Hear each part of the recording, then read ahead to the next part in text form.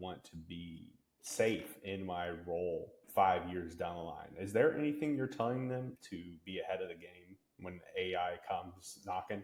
A general interest in AI, I think, helps. Somebody who's interested, who's playing around with AI, who's using ChatGPT, Gemini, maybe even personally. Has it replaced your search bar yet? I find myself that probably 50-60% of the time, instead of going into the Google search bar, I'm now going into ChatGPT and asking AI to do the work for me. And I think just having that exposure gives you a really good sense of what AI can do and what it still lacks and what still needs that human touch. I think being able to prompt AI is going to be a great skill to have, to know how to talk to AI to get the results you're looking for. And I'm sure that's going to get easier and easier over time. But right now, there is a little bit of an art to getting those AI tools to do what you want. And you have to phrase it in the right way, and you have to give it the right structure and prompts to operate in, because otherwise it might go into a direction you don't want it to go. I think the more exposure you have with AI, the more you get used to using those prompts and to giving those instructions to AI, the better off you're going to be, because you're going to get a big data set, and we're just going to get more and more data.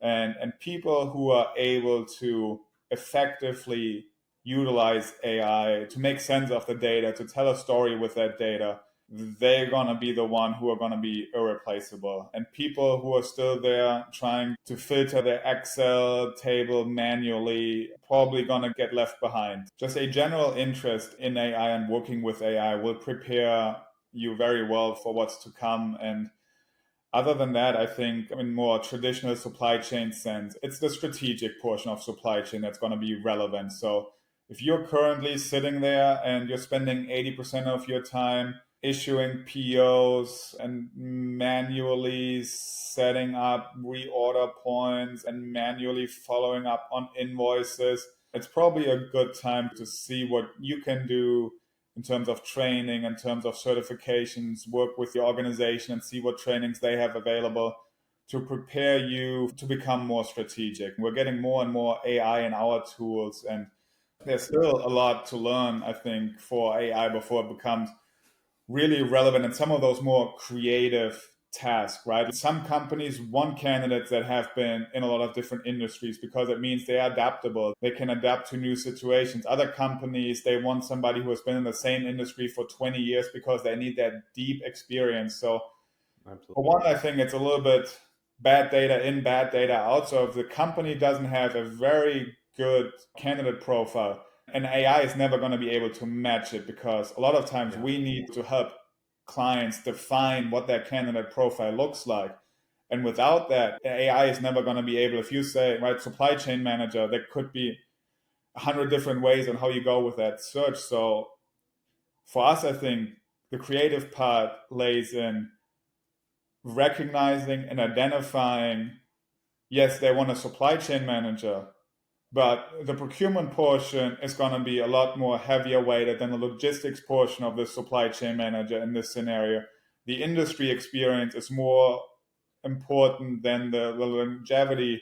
They need to have maybe a certain runway left. So there's a lot of creative parts that goes into being able to accurately judge candidate profiles against a company fit. And that's something AI is still very bad at. And I think it's going to take quite a bit of time because AI gets good at that. Because surprisingly, I think it turns out it's a very creative process. And I think the recruiters that are good at that, and I know, Evan, you are very good at that too, is it just makes our life a whole lot easier, because we don't have to talk to 10 candidates to find one good one.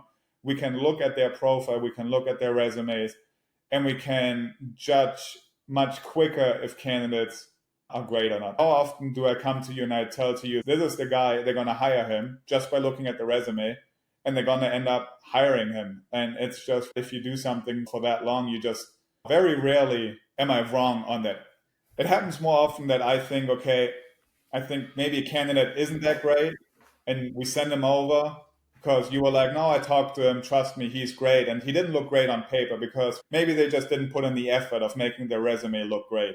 Right. So you might be able to find great candidates with bad resumes, The flip side is rarely true. When I look at a resume and I feel a candidate is great, they almost never turn out to be bad candidates.